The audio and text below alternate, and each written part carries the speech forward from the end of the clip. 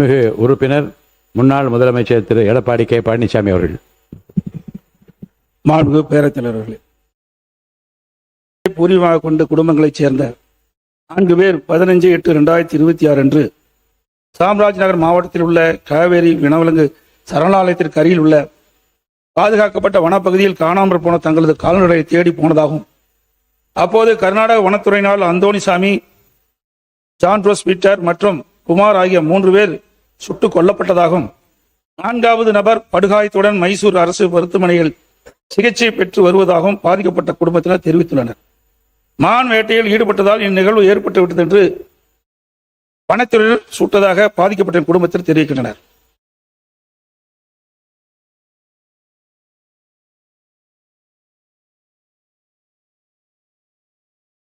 வனத்துறையிடம் தெரிவிக்கின்றனர்.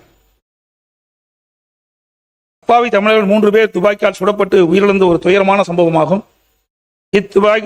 துப்பாக்கிச் சூட்டில் மிகப்பெரிய சதி நடைபெற்றுள்ளதாக தெரிவித்து ஹானோய் கிராம மக்கள் போராட்டத்தில் ஈடுபட்டனர். இச்சம்பவம் நடைபெற்ற இடம் 2 மாநிலங்கள் எல்லை பகுதியாகும். நியாயமான விசாரணை நடைபெற வேண்டுமென்றால் இதை சிபிஐ விசாரிக்கத்தான் உண்மை வெளிவரும். எனவே இவ்வழக்கை சிபிஐ விசாரணைக்கு உட்படுத்த உரிய நடவடிக்கையை இந்த அரசு மேற்கொள்ள வேண்டும். இந்த சம்பவம் குறித்து கர்நாடக சட்டமன்றத்தில் மிகப்பெரிய வாதம் ஏற்பட்டு சபையை ஒத்திவைக்கின்ற அளவுக்கு நேரிட்டது. உயிரிழந்த 3 குடும்பத்திற்கு கர்நாடக அரசு அறிவித்துள்ள நிதி ரூபாய் 5 லட்சம் மிக குறைவு. எனவே தமிழக அரசின் சார்பாக பாதிக்கப்பட்ட குடும்பங்களுக்கு தேவையான உதவிகள் செய்ய இந்த அரசை வலியுறுத்துகிறேன். இது போன்ற சம்பவங்கள் மேலும் தொடராத வகையில் கர்நாடக அரசோடு தொடர்பு கொண்டு உரிய நடவடிக்கை மேற்கொள்ள தமிழக அரசு முன்வர வேண்டும். இப்பிரச்சனையின் உண்மை நிலையை தமிழக மக்களுக்கு தெரிவிக்க வேண்டிய கடமை இந்த அரசுக்கு இருக்கின்றது என்று கூறி அரசியலின் கவனத்தை ஈர்த்து அமைகிறேன்.